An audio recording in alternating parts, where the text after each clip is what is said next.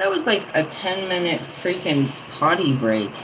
I just uploaded a video. I'm going to set this one for tomorrow, hopefully.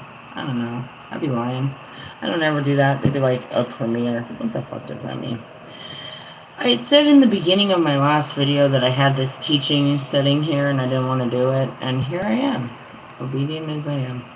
I am the High Priestess Phoenix, spiritual healer, seer, oracle, lightworker, starseed, earth angel, mystic, medium, psychic, witch, yogi, guru, messenger of God, child of God, the Lilith reincarnated. That would be Buddha, Vishnu, and Krishna. Beautiful, right? That's pretty much where our story is coming from tonight.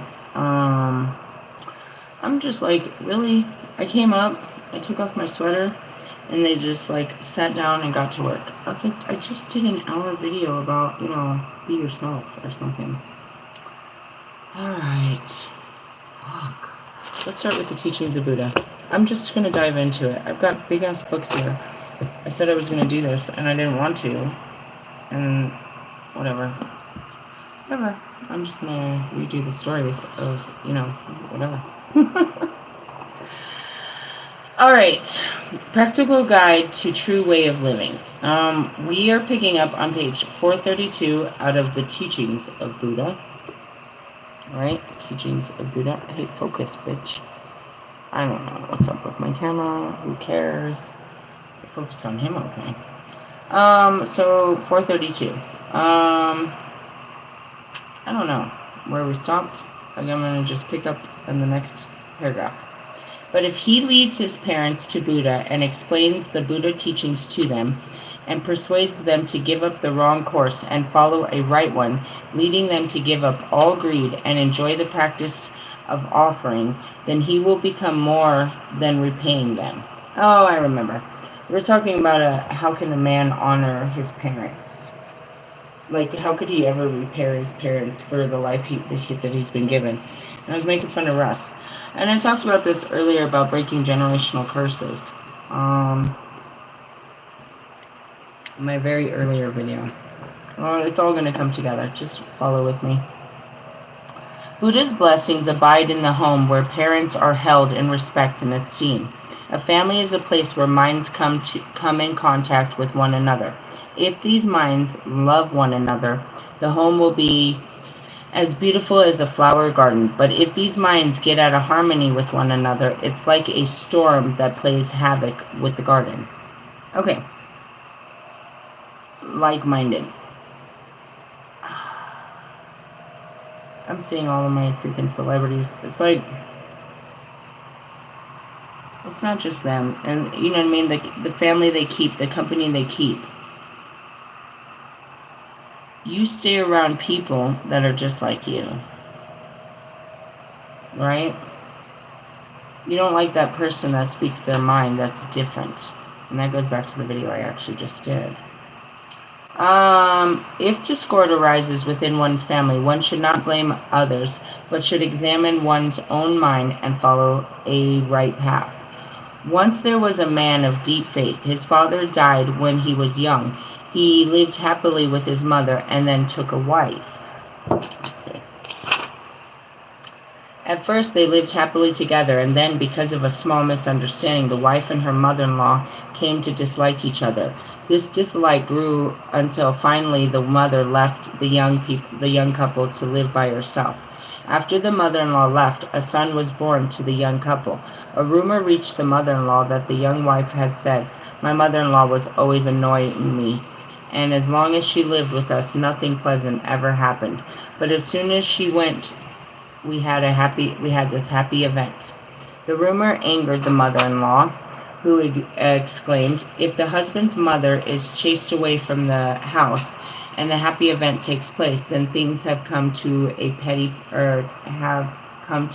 pass. Righteousness must have disappeared from the world." Then the mother shouted, "Now we must have a funeral of this righteousness." Like a madwoman, she went to the cemetery to hold a funeral service. A god, hearing of the incident, appeared in front of the woman, who tried to reason with her, but in vain. The god then said to her, "If so, I must burn the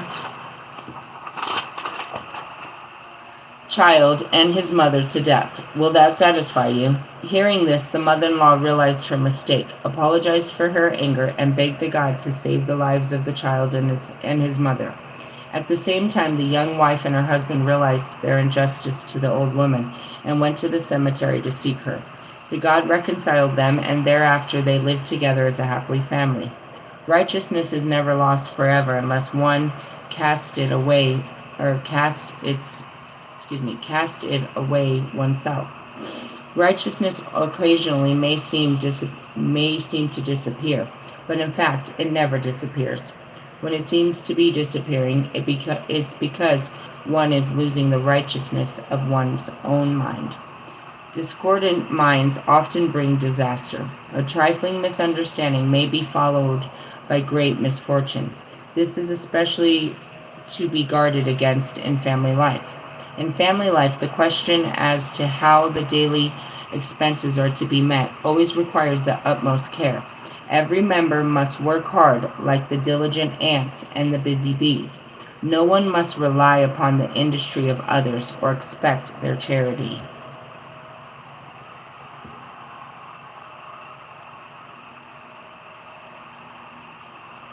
So, well, going back to, the functions of a man and a woman in our dysfunctional roles in our homes, is you put too much weight on one party so the other one can party. I want to go back to this. This is fucked up, but again, as the wheel turns, these are the days of, going back to Megan Fox. She came out here saying she wanted to be a princess and she wanted to do this, and we made fun of her throughout this, and she's like, she comes out here with her boy on her leash and she paints him up and she dresses him up to be whatever she wants, and he'll do whatever she wants to be that perfect man, but she's demasculizing him during this whole process. And then she's like, okay, well, now the next step is we're going to be a happily ever after. So she gets pregnant, but now she doesn't have a fucking husband. She's a little pop star that she's created. And now it's all fallen apart. And now she's again a two-time divorced woman with 2 baby daddies now. My age or close to it. A whole fucking crisis. A whole washed up project hoe. On her way to baby daddy number 3. Jennifer Lopez is now divorced again, or in the process, on her way to the next fucking dude.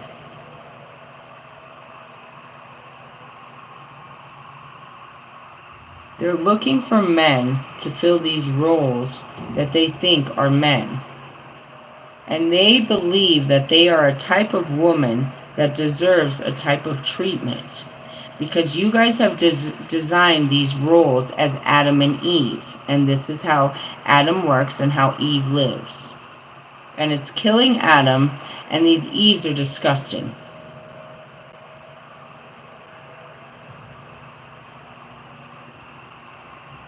I forgot who it is. But she got a baby with 3 celebrity dudes, and she's like on to her 4th.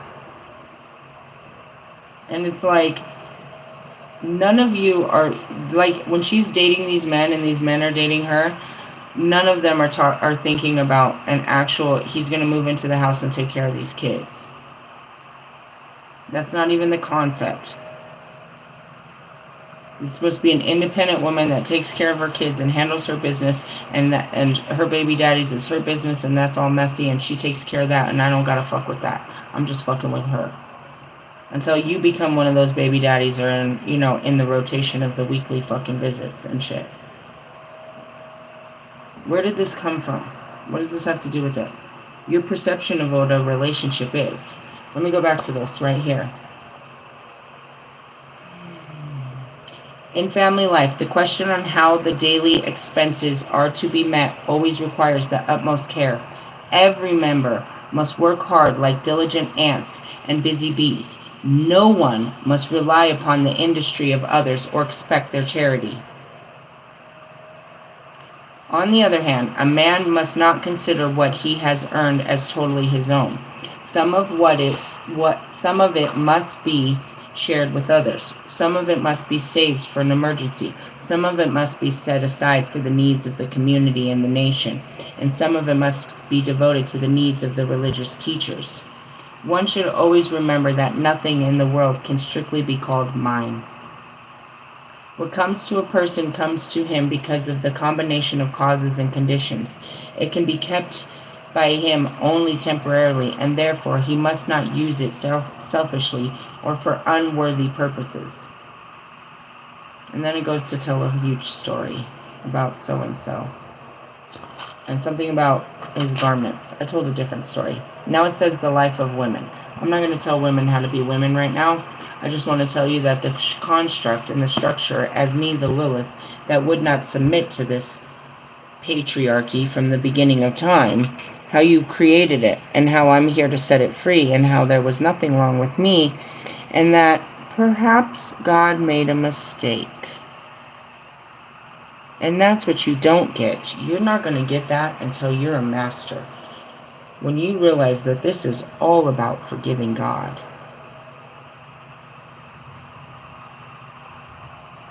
He forgives us for we know not what we do, because he didn't fully know what he was doing when he created us. And that's why it's a co-creation. You know, this, I'm helping you here. I'm helping everyone here, but I'm helping everyone out there too. Again, I'm teaching them what it means to be a soul, having a human experience during it, not after, where I don't have the memories and I can't come back and tell you. No, I'm documenting it now so they can be better guides. They can be better, and he can be a better God to the people. Because he hears your cries. And he's always trying to answer you, but he doesn't know how, so he tries all different things. And that's where it really comes down to, is like, God makes mistakes. They say he didn't, but that's how we became. It wasn't a mistake. You could say we were an experiment. And that's what it is. He's always trying to make us better. With each child that he makes, he's hoping to make them better. To get it right. To get us right. But he doesn't fully understand what happens when we put on this skin. How we can be everything, you know what I mean? We can be perfect children of his until we put on this skin. And that's where I get to show him and, you know, you guys, what the skin does to the soul. And how difficult it is, you know, so the forgiveness is given to us. But at the same time, it's like, God, you put us in this skin. You made us weak. You made us this way. You gave us these feelings when you gave us this skin.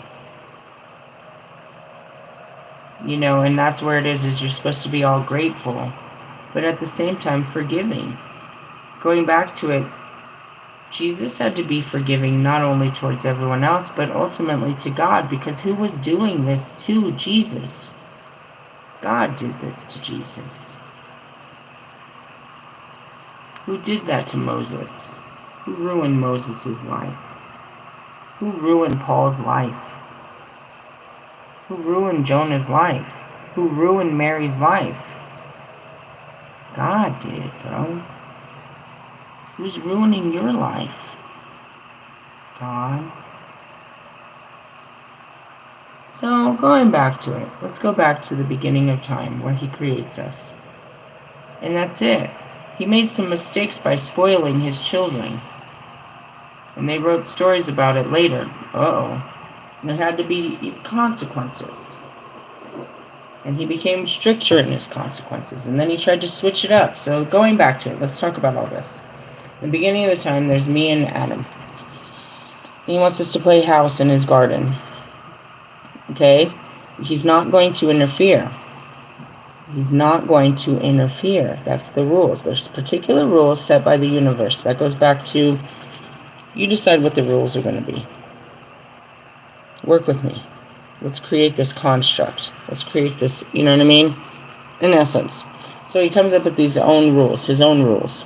And he abides by his rules. Everybody has to abide by his rules in all of the universe. Okay, humans are created. They're not the first creation. It's just the first stories you guys tell. He created many things before he created humans, and then he created the human experience. Okay? Meaning, he tried it many different times on many different planets with many different lifetimes. Tried to get it, you know what I mean? Many different galaxies. There's many different beings that he created. Right? And then he creates the humans. Right? His children. He's like, alright, now I've got it. I've got it right. I know what I'm going to do this time. This time I'm going to get it right. Meanwhile, the whole universe has to sit here trying to fix this problem that he's made. Which is what? Us. He made us like this. Anyways, he's like, I've made the perfect form. I'm going to put everything of the universe into this planet and into these people. Everything I've learned about creation, I'm going to put into all of my creation. I'm going to put into these little bitty people on this little bitty planet. And everybody wants to be God now. He's put all of himself into a man, into a woman. Let's see what God does with all the freedoms. And he puts some rules. One rule. One rule. One. Don't eat from that tree.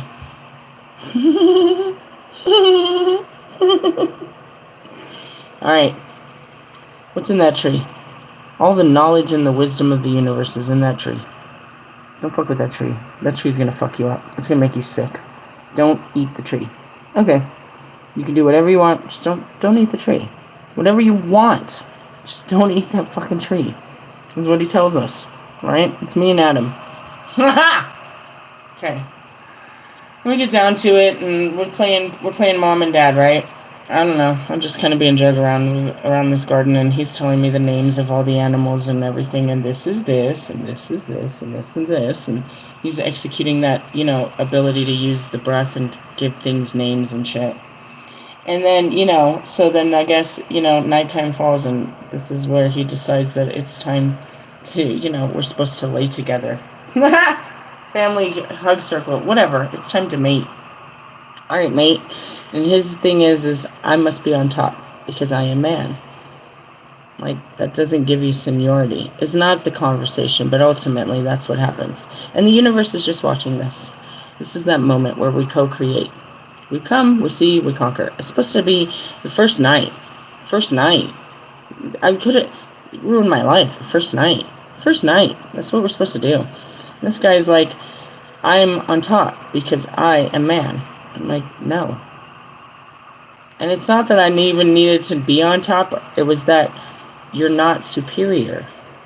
No, but I am. No, but you're not. And the universe is watching us. Just have this little argument. What's going to happen? Is she going to submit? No. And so I leave. Where can I go in the garden that he can't find me? Nowhere. So I fled the garden. He knows the garden. It's his garden. He named the garden. This is this and this is that. Remember, he spent all day walking me through his fucking garden. This is this and this is that and this and that. He was a fucking know-it-all since the second I opened my eyes. He's the fucking leader and shit. Follow the fucking leader. Until he tells me what to do, and I'm like, wait a minute. No. I just said no. Oh my God. Was I supposed to say yes to everything? At some point, I said no. At the very beginning, I said no. And I fled the garden. And they're like, go back. No.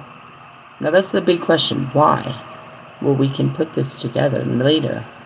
Sort of. But it was the power of saying no. Children, what's the first thing they say? No. The fuck you mean no? I said do that. No. What do you mean no? In the sense of, I was the first one to say the word no. And so then, I fled, and the angels come back. Like, she said no.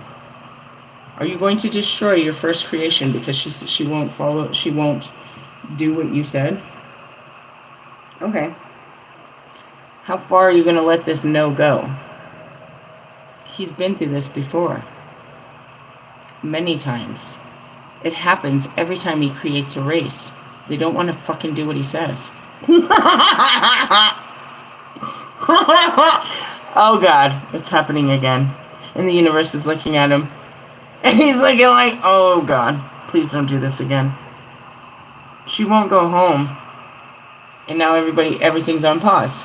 He's sitting there looking up. I'm sitting there looking down. Everybody's looking at God. What you gonna do, God? What you gonna do now?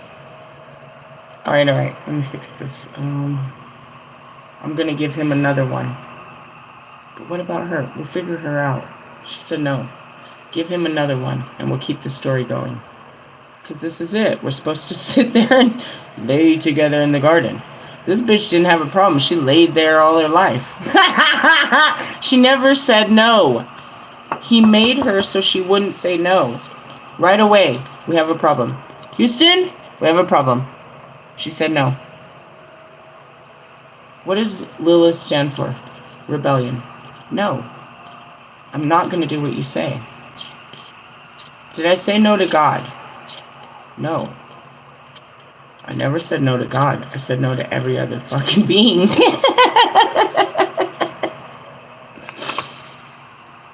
Lucifer went to war with God. Why?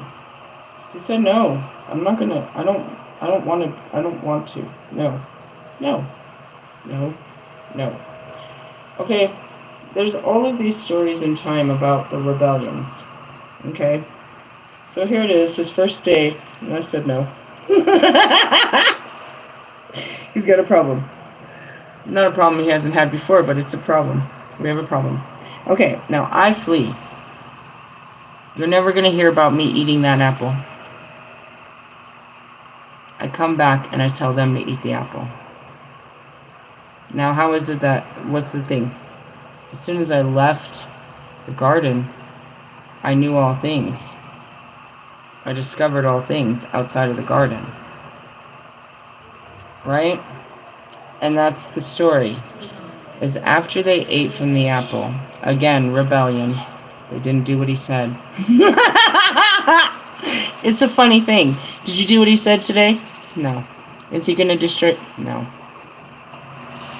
I mean, don't. Turn that down. I'm in a video. That's why I did that. Turn it down. Me too. Oh, well, then take it in the room. I'm in a video. Anyways, so going back to the whole story, it's like Lilith stands for rebellion. Okay, I just kept saying no. That's all that means. I didn't conform. I just, no. It's a no. It's a no. He made Eve submissive to where she would never say no to this man. Because that was the only problem that happened between Adam and Lilith. She said no, and he didn't, and that was it. She wouldn't just say yes. So he gave her a girl, just the opposite, that would say yes to everything. Okay, so then it became this concept, this structure became submissive, where she became dependent off of him. Whatever you like. And that's where he became powerful. Now we go back to the structure of you guys' relationships. It's like, it's dead weight, but it was passed on to you like this. And that's what it is too. Bobby and all of these other men have this role, and that's even Russ, is they believe this is what makes them men, because this is what they're told a man is, and what a man must do is provide. But then they have this idea of what a woman is, and it's like, I come in and show them, no, we're capable of much more. We're expected, much more is expected of us, and you're not going to diminish our power and say that you have power over us by your ability to provide when we ourselves have this ability, which is setting balance to it. But at the same time, it's challenging their masculinity, their power. And that's where it is, you know what I mean? They have no power over me because they exert their power through their provisions. But my provisions are provided by God. So in essence, you're not my God. And that's where the war comes between the sexes. Eve wasn't created that way. Women weren't created to stand up to their men. Women weren't equal to men. They couldn't have a conversation with men. They didn't have a right to stand in the man's field. It's not to demasculinize men. It's to recreate them in the understanding that we are created equal in the sense of not our physical abilities, but our position in needing each other. Behind every great man is a great woman. You know? And in essence, for me to be great and at what I really do, I need someone to provide and protect me. Not because I can't provide and protect myself, but because there's a person out there that I believe in, that I can surrender this part to them.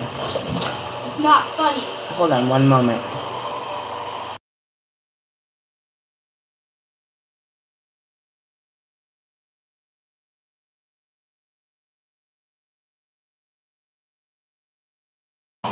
Sorry, my teenager's grown. He's messing with her, and she gets furious, and he gets hurt, and then I gotta hear him cry, because she pushed him. Like, he wouldn't just stop. It's not the way. Violence is not the way, and I can't emphasize that enough.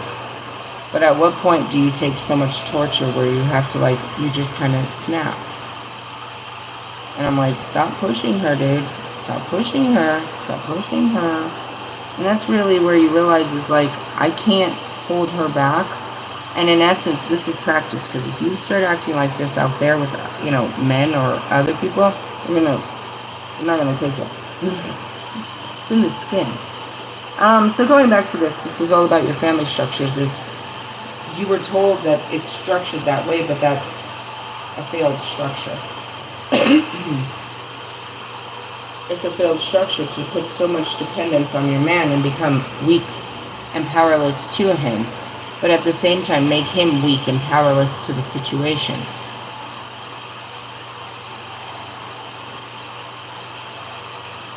They can't leave these women because these women are fucking useless. They're not helpless, they're fucking useless. They see them as fucking victims to situations and that they're incapable of providing for themselves. That's not a reason to be married or in a long-term commitment. That means that, you know what I mean, you're literally guilted into being with someone because they're weak. Truthfully. They're gonna have to learn. And if you don't give them a chance to learn, then they're just gonna be weak. You will die one day.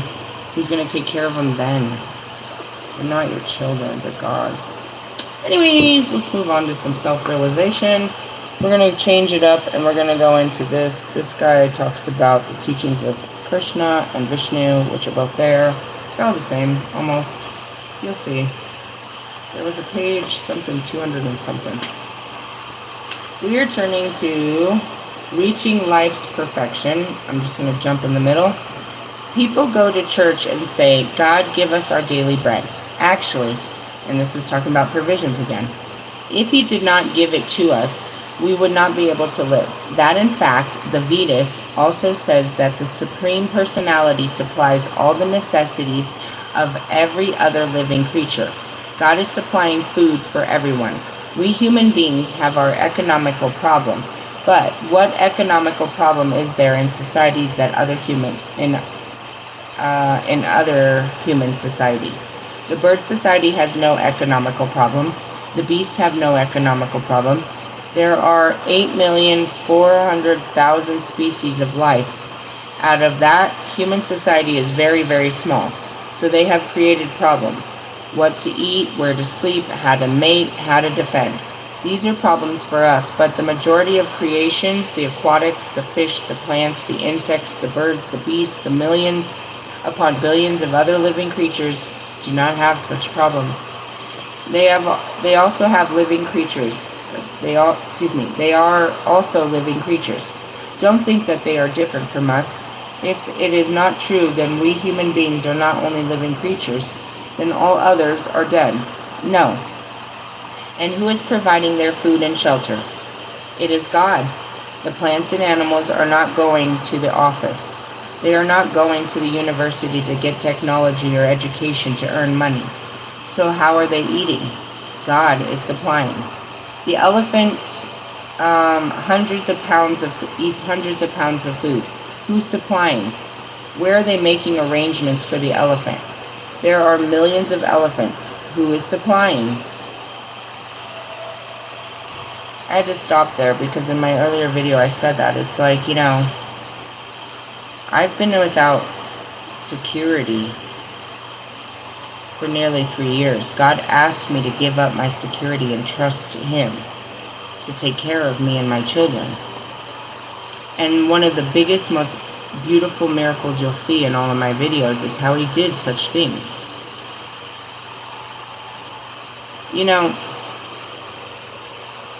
One of my only things about this was like, my kids have to have internet. I stopped having money like 2 months in, 3 months into it. And I couldn't pay my phone bills. But my phone stayed on. They had like internet for months and months, almost a whole year.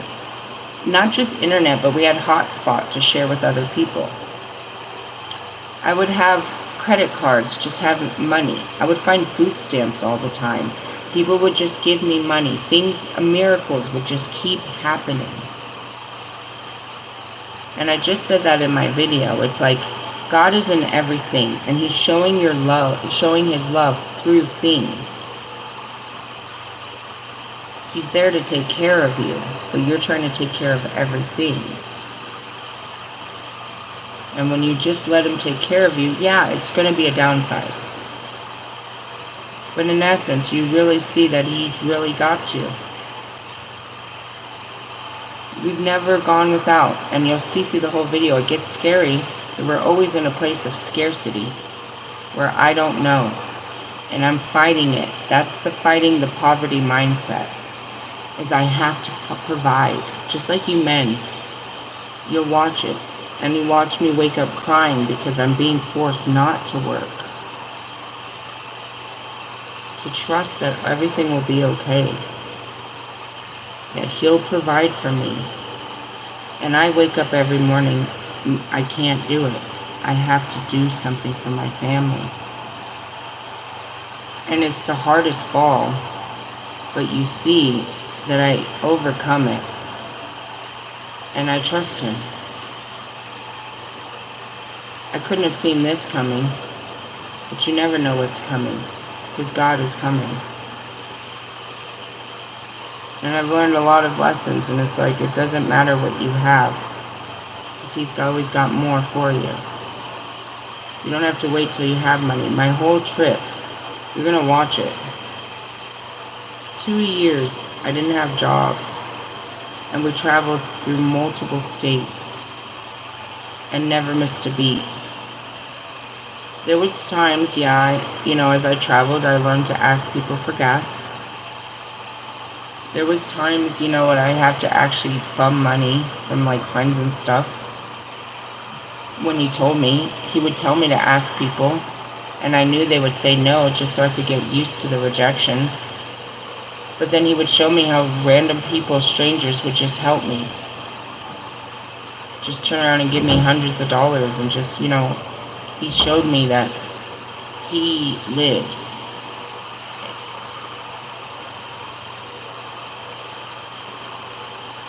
I kind of just want to stop there, because it's that. It's like, how do I give up my life and just give up a life for God? And that's where you go to these temples and they tell you to just give it away. They're going to feed you. You're not going to be eating the foods that you're used to. Going back to the brotherhood of the homeless brotherhood. You're not going to be wearing the clothes. I don't go and shop now at Ross, and I don't buy my little fits. I'm given my clothes, and I work with them, and I'm grateful for them. I'm more excited to have, free scraps that I can work with and make look cute than me going out there and spending a whole bunch of money on an outfit to look cute that really I've overdone and I can only wear once in a while. But in essence, it's like, it happened the other day. This is a really funny story. It happened maybe yesterday morning. I went outside and a lady was talking to me and I pulled out my Lucky Strike cigarettes. And she's like, "Oh, girl, you want a better cigarette?" And she goes to hand me a Marlboro Black. And I looked at her and I was like, "It's too good for me." She laughed and I was like, "I mean, I'm accustomed to my shit cigarettes. I've gotten used to them, and to be honest, if you gave me something better, I wouldn't enjoy the taste of it. I've come in contact, you know." And I was like, if you really want to start, these weren't how I started. I smoked menthol my whole life. I smoked Newports and I smoked Cools. And then after a long time, I switched to Camel Menthol Crush. And I smoked those for decades. But then I went, you know, through my ascension, I started running out of money. So I started smoking the Lucky Strike menthols. And they weren't bad. But then I got to California, and they didn't sell menthols anymore. So I had to start smoking regular Lucky Strikes. And it was hard. They were not good. But you couldn't get a menthol in any kind. I had to be like everyone else. I was there for, I don't know, 2 or 3 weeks. That's all it took. When I left, I came back and I bought the same pack of cigarettes, and it just tasted awful. And that's where it is. And that's how, you know, they give me cigarettes and I end up giving them back. It's like I don't like the taste. So the other day when I was having a bad day, I went to go buy a pack of cigarettes and nobody had my cigarettes. So I ended up buying a pack of Camel filters, just regular ones, not my Camel menthols, because I know I don't like menthols anymore. And I was like, ugh, I don't like them. Meaning I'm accustomed to my shit life. I used to smoke the finest tobacco, and now I smoke, you know what I mean, the witch's tobacco, the cheapest cigarettes you could buy. I used to wear, you know what I mean, I used to wear nice clothes, and now I wear hand-me-downs from clothing banks. I used to, you know, but I still have. I used to go and, you know what I mean, fucking buy makeup at fucking, and perfumes and stuff at fucking, you know what I mean, at fucking JCPenney's and Sears and Ultra. And now it's given to me. You know, it's not the way I used to take care of myself, but I'm still taken care of quite well. It takes some getting used to. I've had my fights with God. I believed He could do better, that I deserved better. You know? But in the essence, it's like I can show you. He took great care of us. When we needed new clothes, we got clothes. When we needed our phones, we got phones. Whatever we need, He's got us. Not when we want it, but He's got us. And that's it. It's like, you know, my kids know that. If something breaks, they know that they'll get a new one. In good time, God will give us, you know what I mean? God will get it for you. I'll ask God to get it for you. You know, they know I can't do it, but God can do anything. I'll ask Him. He'll make it happen. Through me, He'll figure out a way. He'll give me some work. He'll give me a way to come up on some money. And that's where you learn to trust Him with everything. But finances, no, that was the hardest trip.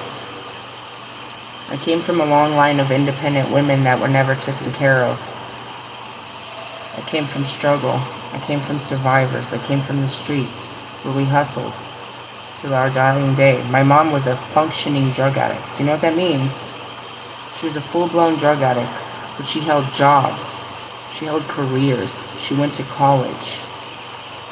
You know what I mean? She was a hustler. She was just a fucking drug addict.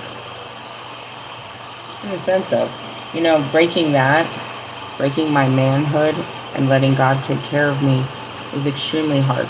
Now going into my breaking my manhood and letting a man take care of me, you're going to take care of me like God. Me and my children, you're never going to forsake us. I don't need much, but God makes sure that I'm right. And that's it. It's like, you know, and that was it. I had to learn how to submit somewhere. And I had to learn to submit to Him. And that's where it is. Wherever you are in your life and you're like, fuck, I don't know how this is going to work out. God's going to work it out. And it's probably not going to work out how you saw it. But He's going to make sure everything's okay in the end. You know what I mean? The bills will get paid in the end. He'll make sure that you're fed in the end. Your phone will get turned back on, your lights will get burnt. He'll figure this out. He'll give you, in the sense of, he'll give you inspiration of where to go to meet your needs. He's all resourceful. He shows us where to go to find our bread. It doesn't always come to me.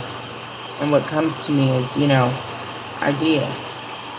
And that's what makes me all bountiful. It's like, I'll have an idea, and that's what we can create off of. God will give me an idea to work off of.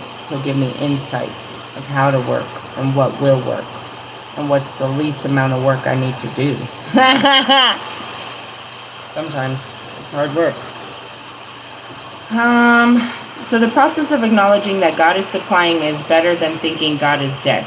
Why should we go to church and pray to God for bread? This is funny because, Easter's coming up. In the Bhagavad Gita, it is said, 4 kinds of people come to Krishna: the distressed, those who are in need of money, the wise, and the inquisitive. The one who is inquisitive, the one who is wise, the one who is in distress, and the one who is in need of money. These 4 classes of men approach God. My dear God, I am very hungry. Give me my daily bread. That's nice. Those who approach God in this way are recommended to, it's Skaritaha, I don't know, which means pious. They are pious. Pious, yep. Although they are asking for money or for food, they are considering pious because they are approaching God. The others are just the opposite. They are something, impious, which means very meritorious. I don't know. But the word something indicates that their energy is being misused to create havoc.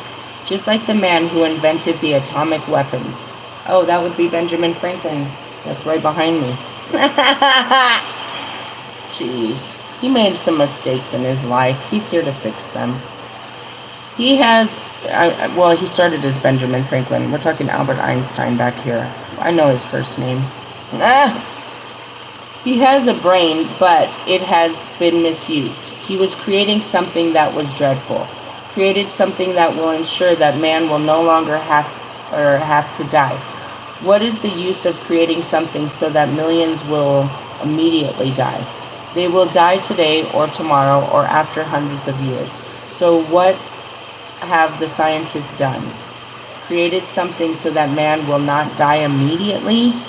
So that there will be no more disease, so that there will be no more old age, when in essence the atomic bomb let out all the radiation that now creates all this cancer that's killing us.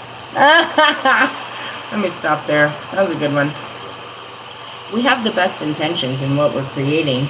We think that it's going to be good for who? Who is this good for? Is this good for you, your family, your friends, the world? Who is this going to hurt if I do this?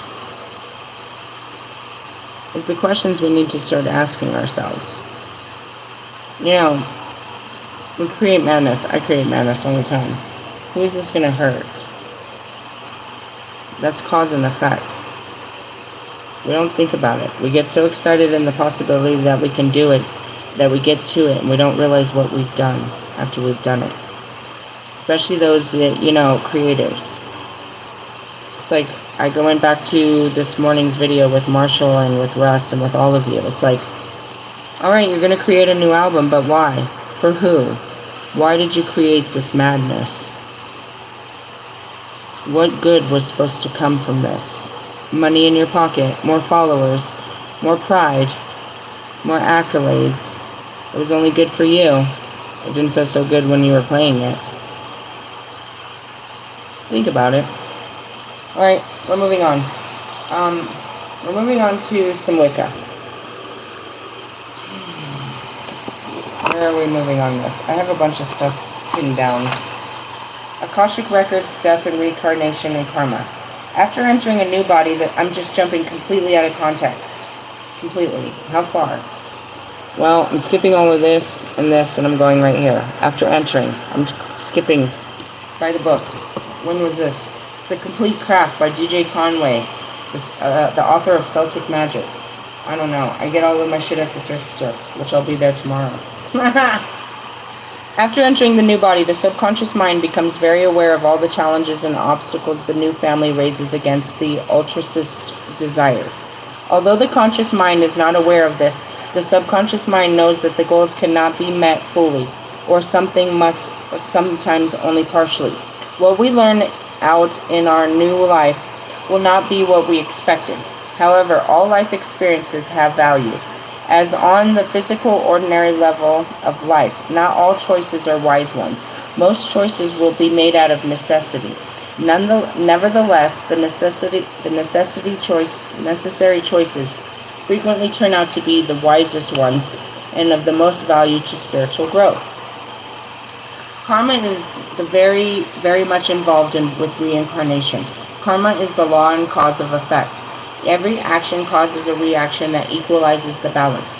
Contrary to the beliefs of the uninformed, karma is not all negative. You can build up an astral equivalent of positive balance from past lives or even a present one. It is like having a spiritual bank account. We spoke about this. I went over to the Hall of Akashic Records. I'm like, what? Be careful not to fall in the trap of labeling every event in your life as karmic or in the hands of destiny. Often this is the way for people to deny responsibility for their decisions for fear, and they might be wrong or will create an unpleasant scene. This attitude is passing the buck. Just as the Orthodox believers might say, the devil made me do it, or God's will, and I can't change it. No. Some people get caught up in trying to find their life's purpose or goal. Every person's purpose in life is to improve spiritually, see the truth, live it daily, and be the best person they can be. A good life doesn't always follow a wrenched, miserable life. Every life depends entirely upon the life plan we agreed to before we incarnated. We may have several different lives, one after another, or we may see a varied pattern of lives through the space of many lifetimes. Some people believe that you can live two lives at the same time. This idea does not follow any spiritual or physical law that I know. Unless the soul leaves a body, the physical body is kept alive by mechanical means. It is impossible for the same soul to have been in two separate or different bodies during the same incarnation. That's if you see the soul as independent. That's not understanding the soul's essence. That goes back to me and my okay, before I get into beating this guy up. This book was written in 2001. This is 26 years later. And this was the best that he knew to the best of his knowledge at this time. The soul, you have an individual soul, and that's the micro to the macro, right? My soul is my soul, but a piece of my soul lives in all of you. Why? First off, I'm the divine feminine. I'm the female part of your divine masculine inside of you. I'm the goddess to your God.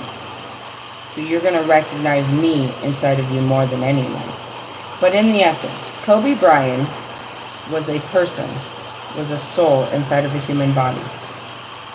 That soul, a fragment of that soul, lives on in everybody's heart that he touched. Okay, now, he lives on with us. What does that mean? Through our experiences, just like our ancestors. Their life continues as they continue with us through our life. Right? They're guides to life. They've lived so many lives and they learned so much. Now, I talked about this the other day, how I took on their soul contracts. Meaning the karma that they had to learn, we experience together as I experience here on this life. I will learn this experience and you will learn your lesson. And I will clean up the messes that you created without learning your lesson. Right?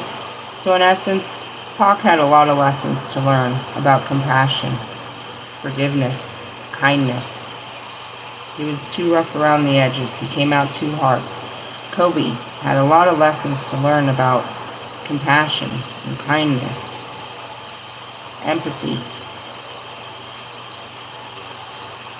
They were both a little too cutthroat. Do you know what I mean? They were too cutthroat. They had lessons to learn about humility. They came from humbled places, and then they came to a place where, like myself, it's like, if I could fucking do it, you can do it.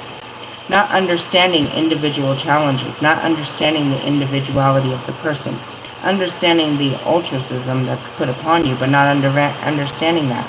And through me, they had to learn that. You can't keep pushing me like you push yourself. You can't keep treating me like a man. And that was that day, the last time I saw Kobe's daughter. I'm crying about Russ. I'm crying about something, probably both of them. Probably Bobby too. All of them at that point, probably. And I've got my head down just like in the pictures. And I lift my head and I'm like dying. And Kobe's there. And that's all he does. He just sits there. It's like, you're not helping. He didn't learn how to be nurturing, how to be understanding, how to be, you know what I mean? He was detached from that. All he could see is your suffering and knew that you could get through it. He didn't know how to talk you through it. He knew how to push you through it. And that was Pac. Don't be a bitch. Keep your head up. That's not helping. They had to learn through me. You know what I mean? But in essence, I'm sitting there, and Kobe's sitting there like always, like here she is again, fucking crying. And his daughter's sitting there with him, and he's like, she looks at me, and she's like, she says to him, she looks like a little girl. And I wipe my tears, and I tell her, I'm a grown woman dying in this human experience. And I tell this spirit, this small child spirit, I am a little girl. I'm just a little girl in here. And Kobe, and she looks up, that's what it is. She's looking at Kobe, and she says, she looks at Kobe, and she says, she looks like a little girl. She looks back at me, said, I am a little girl, and it hurts. She looks back up at Kobe, and Kobe says, she's going to be all right. And that was the last time I saw her. If anything, the last thing she heard me say is, it's okay to be a little girl. Did Kobe let her be a girl while he was raising her? Did he let any of his girls be girls, or he was raising them like boys? You know what I mean? And Pac, they had to learn a lot of hard lessons in my experience. You know what I mean? Is how that looks. Now, as far as your soul being in other places, yeah. Going back to Benjamin Franklin over here, Albert Einstein. Spirit showed me. Albert Einstein's, his spirit was split into Nikola Tesla. A part of his spirit lived in two places at two times so he could collect life experiences, multiple life experiences and multiple knowledge that he couldn't hold. Meaning you learn knowledge by experience. So he split himself into a couple of pieces. He was in different places at different times, so he could have more experience and more knowledge. You gain more knowledge and more wisdom from more experience. That's why we're sitting here having the human experience, pushing our limitations to experience more, the things we didn't learn. We will learn once we experience it. And that's what goes back to my video. I can't heal Lilith in one day because I haven't fully experienced what it meant to be Lilith.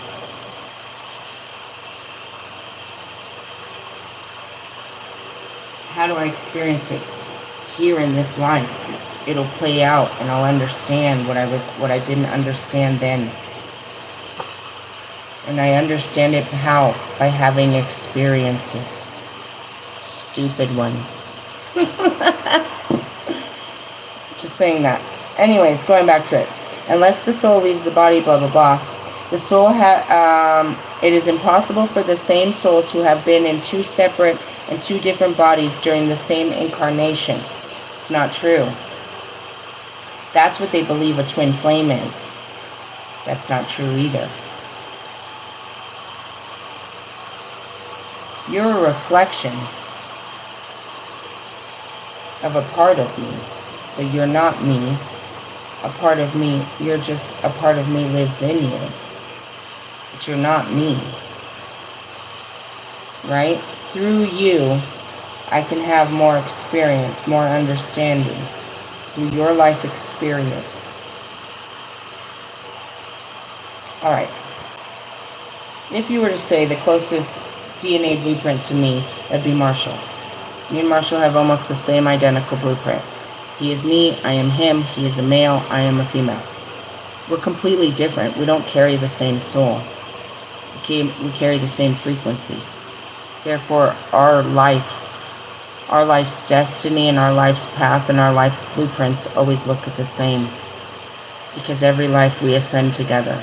We learn the same lessons. Not always together. And that's kind of, Hancock.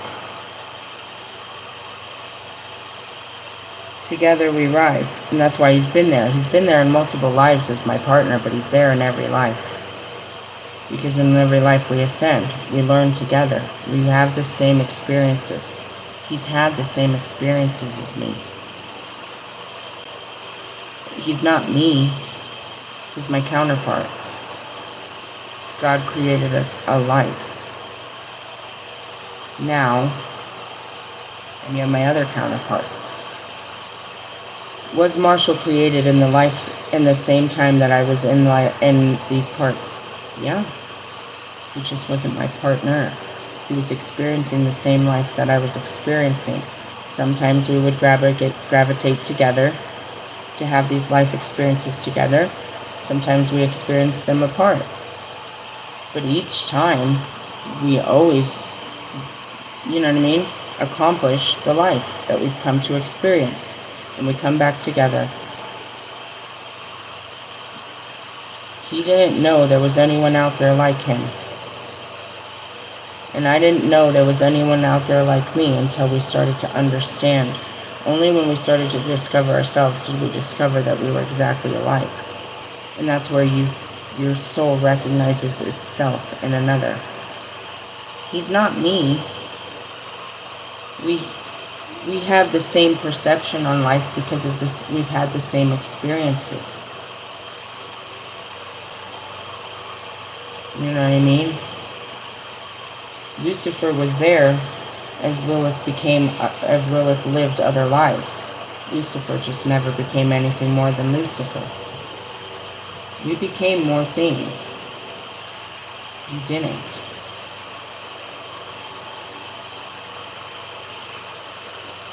And that's what it is. It's like you may only have one life. And now it's your chance to live another life. Many lives. All the lives. Marshall's not just old. We're old. We're older than, you know what I mean? He wasn't the first one to sign up. But he was there. In that whole beginning of the book, too. He had his own role to play.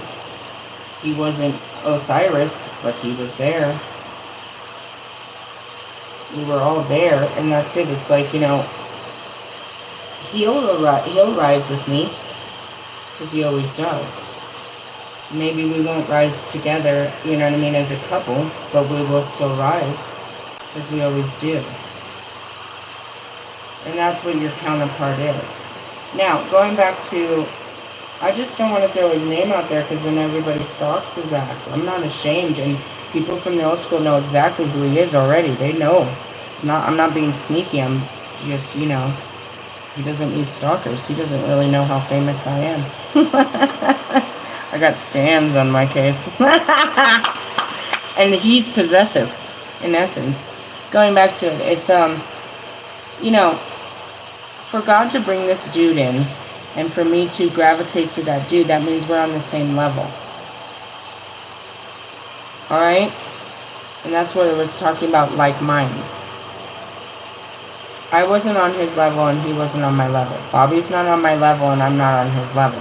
Russ isn't on my level and I'm not on his level. Marshall always ends up leveling up with me. What does it take? His own healing? He watches and does it. And he ends up, all of a sudden, they open up the gates and we start talking again. Because now we're on the same level. Most of the time, when we gravitate, it's healing. Alright, this is what we got to overcome together now. When this started, that was me and Russ, but he wouldn't heal. And when it was all said and done, it's like, who's healing with me? It's him. It's you. Anyways, going back to it, it's like, so yeah, your soul, it's just dumb to say this, because even as it's here in my body, I can put it in other time, another space. The phenomenon has been found in certain causes of insanity and may possibly explain multi-personalities. Let me start over. Wait, what? Unless the soul leaves the body and the physical body is kept alive by mechanical means, it is impossible for the same soul to have been in separate and different bodies during the same incarnation. This phenomenon has been found in certain causes of insanity and may possibly explain multiple personalities. That was it. That's all I got to say about that. The only logical and meaningful reason to find out about our past lives is so we can improve the way we are living now. By truly remembering our past, we can better understand ourselves, what we have been, what has influenced us, what hidden talents we may have developed, what our past relationships with people were, and what we need to do to grow spiritually. That's your birth chart. You take your birth chart and you look at it according to Vedic, or the Vedic astrology. It shows what you did in your past lives and what you're here to do in this life. And as the planets come, you seize the day. You grow spiritually. You overcome. The Hall of Akashic Records is in the other world is beautiful white marble building, set in the serene landscape of ornamental pools, statues, fountains, trees, and flowers. I've never seen this place you talk about. It contains the records of every single life and any person has ever lived. You guys project yourself into a place that does not exist. The halls remind me of a great library, although there are many. I have to stop here. My brain is refusing to take this in. Although there are many, maybe soft music playing in the background, there's no loud voices from other figures you see, until you are very familiar with this hall, and this isn't true. Whatever, I'm stopping right there, because now it has a whole page of the Hall of Akashic Records. It's telling you how to visualize it. It's telling you how to put this bullshit in your imagination. This is where it comes from. What is it? Close your eyes and I'm going to show you what it looks like. It's not real. There's not a place where you can access this book of your life. You're writing it.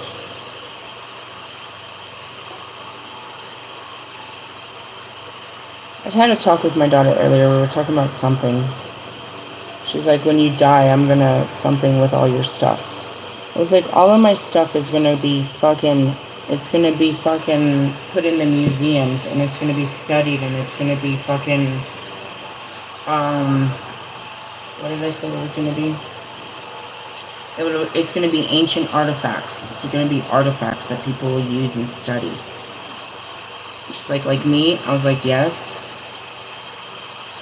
Everything about me after every life was always studied. Anything I ever left behind was for the greater study of man and science. Do you know? So the stories are the stories that are left behind by others, but there's not a place where it is.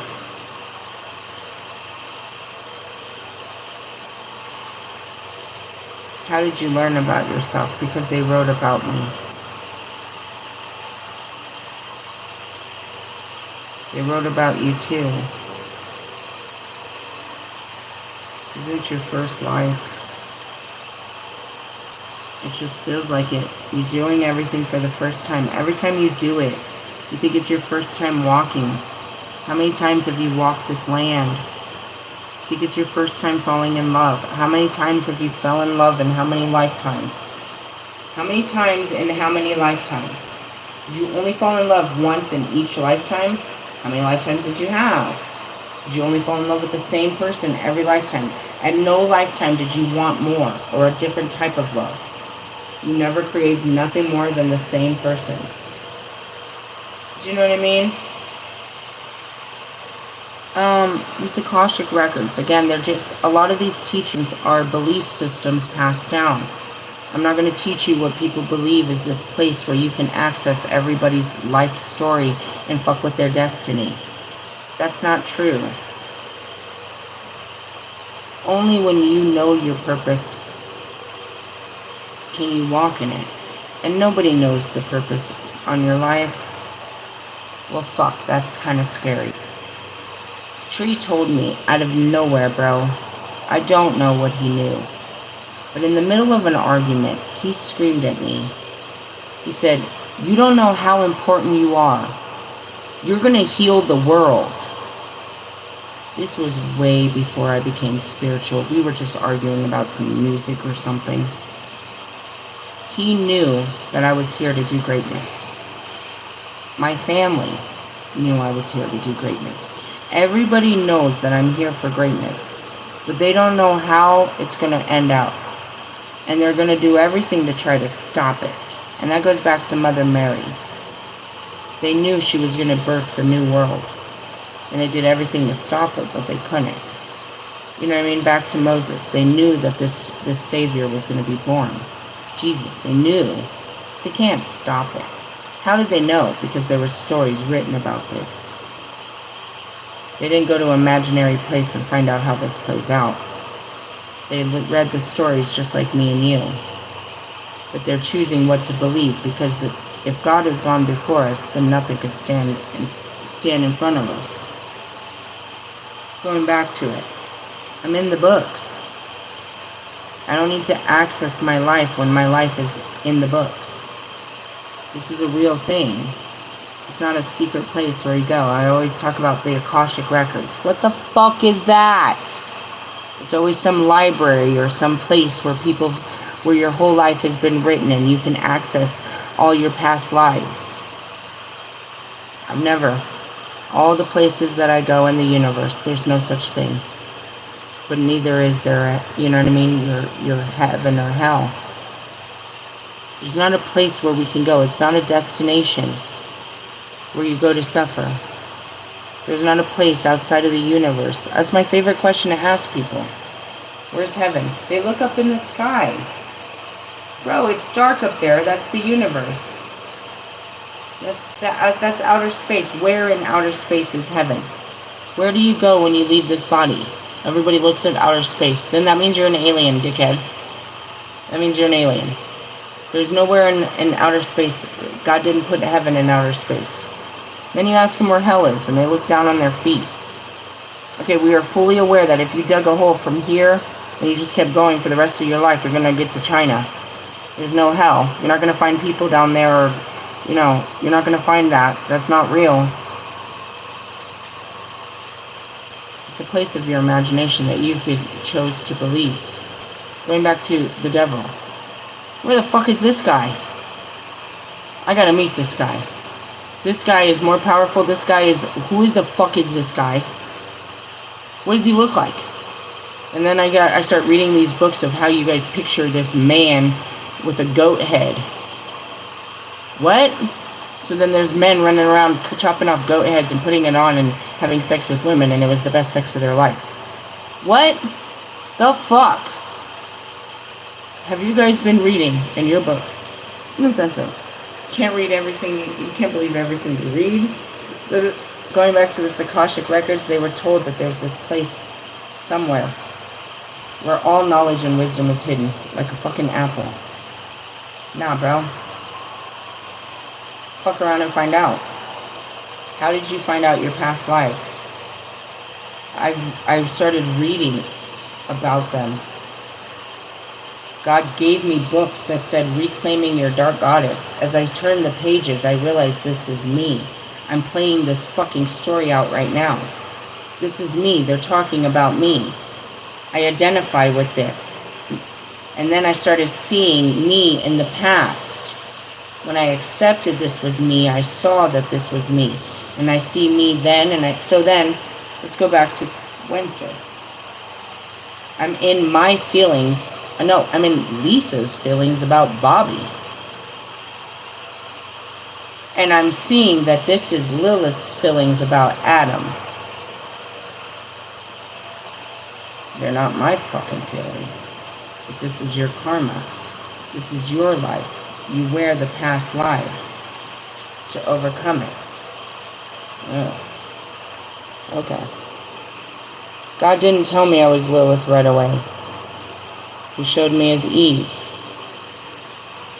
So I took on the blame of Eve. I was the one that cursed you. Until I realized that I was the one that cursed Eve. There was no devil in there. At no point did he let me believe or ever see that Lucifer had anything to do with this. You created that idea because of a serpent. The serpent didn't have a name. You said it was Lucifer. It had to be him. It had to be the angel that fought God. Could you imagine that all of us fight God? We didn't all fight God? You're not fighting God right now? Did he destroy Lucifer? No. He gave him a place to rule. Did he destroy me? Nope. Gave me a place to rule. Did he destroy Adam and Eve? Well, after their children got a little wicked, yeah, he did. Not completely. He gave them a new life.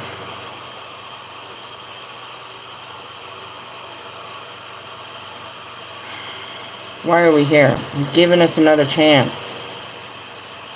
And another. He's all about second chances. How many times are we going to do this? Till you can get this right. I just want you to get this right. You're going to get this right. He's all forgiving. It's all about it. There's no sin that you can do that somebody hasn't done before you. Who tempted you? The devil? Really? I want to see this guy, because I'm pretty sure that God walked me straight into this bullshit and told me to overcome it and knew that I was too weak. There's a devil. I'm away from God. I found a way away from God. I found a way away from God. Nah, bro. There's nowhere in this universe you can get away from God. Nah, nowhere. Just want to go back to this. It's like, who cares what you were? It doesn't really matter. All you need to know about your past lives is what you didn't do, so you can do it now. Because all that good shit isn't playing out until you do take care of the bad shit. That's how that looks. We're another hour in. I'm pretty much over this. We went through the Wicca. Oh, there was something else I was supposed to teach you. Psychic abilities. Mechanics of casting a circle. Nope. Your own rituals. What was the psychic abilities? Is this it? Developing psychic abilities. Witches believe that humans have access to more than 5 physical senses that are 5 physical senses they have their counterparts in the astral. Since the physical world is only part of the total reality, the senses of the astral spiritual body can be trained to pick up messages, impressions, and other information from the astral planes. They're called downloads. That's where I get all of my information.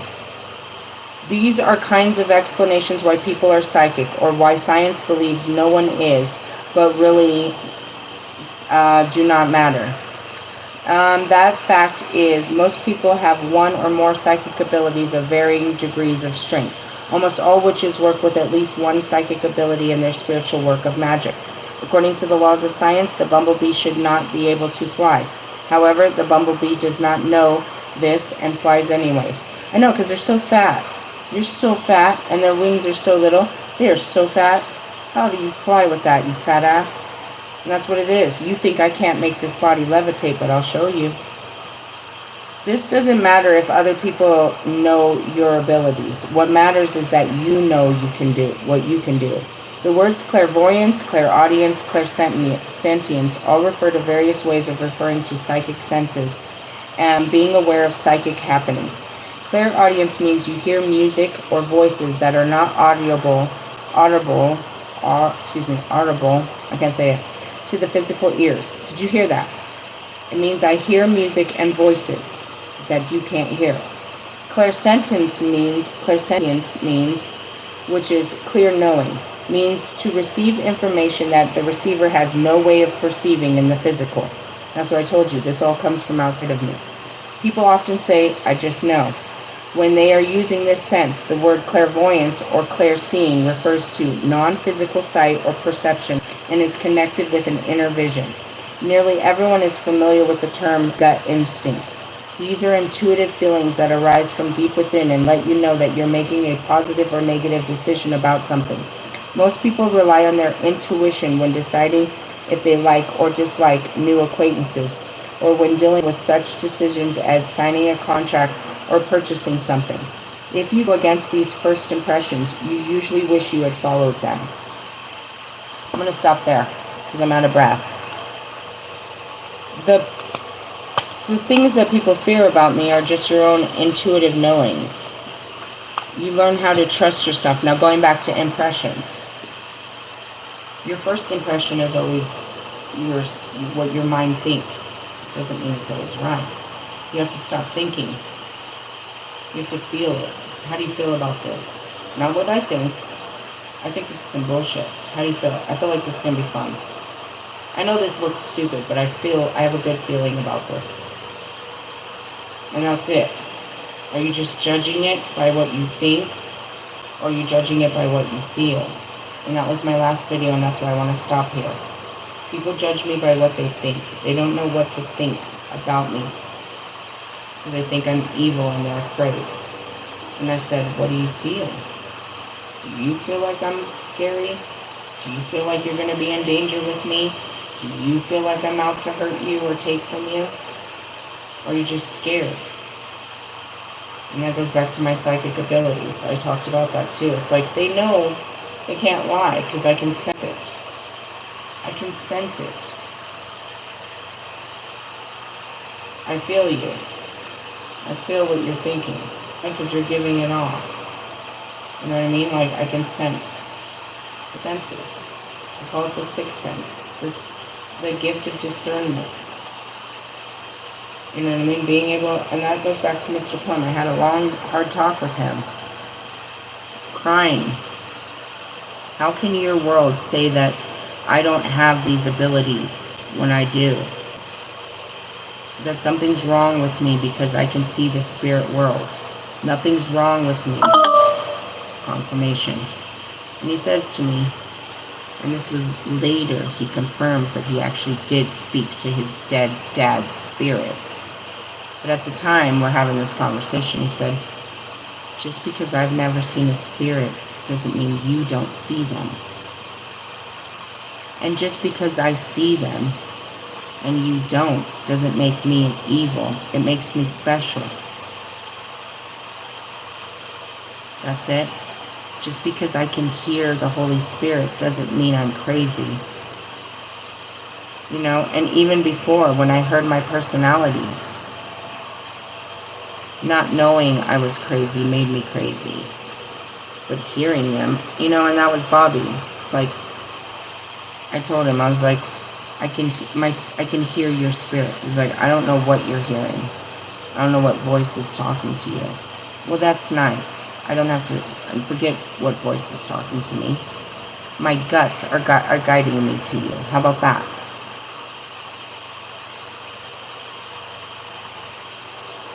I didn't study to do this shit. Going back to it, it's like, you know, I don't pray to spirits. They come to me. And it's shocking, but again, they're not mutilated. They're not in weird dead forms. They're in a human form if they were ever in a human form, and in their best form, in a younger form. And, you know, I tell you, they don't walk up in the real world. Well, later they do, when the veil is so thin and you can't tell the difference, you know. Back to Pox, sitting in my car all the time, and, you know, just, they're there in your world, but you're not going to see them. You might sense something if you're in tune with, you know what I mean, with the room. You're not just thinking about yourself and your own feelings and what everybody else is thinking. And you're just feeling what it feels like to be, a fly on the wall. That's kind of it. You can just look at people and just see what they're thinking. See what their intentions are. See what they're up to. So I just kind of don't look. You can hear things. And, that was earlier. It's like, I don't want to know, but I can. And that's because my spirit knows all things. It sees what I don't see. Ask and it shall be given. Going back to Paul, going back to the disciples, going back to Moses, it's like we were guided by the Spirit. Mary saw an angel. That angel told her that she was going to birth, the Savior. Joseph couldn't argue that. Nobody else saw it. Nobody else saw this. You don't see what I see, and you can choose not to believe it, but that's okay. But that doesn't make me an evil. Because of, my abilities to see past this world. And again, how did I? It's all in the documentary. I couldn't see shit. I was asleep. Couldn't even see my own thoughts, my own feelings. Couldn't see my own reality. Now I could see everything. I don't know. I love you guys. I will catch you tomorrow. I don't know. This is 2 hours of teaching in like 3 hours. This is heavy duty. This is Friday Night Lights. I'm cooked. Later, haters.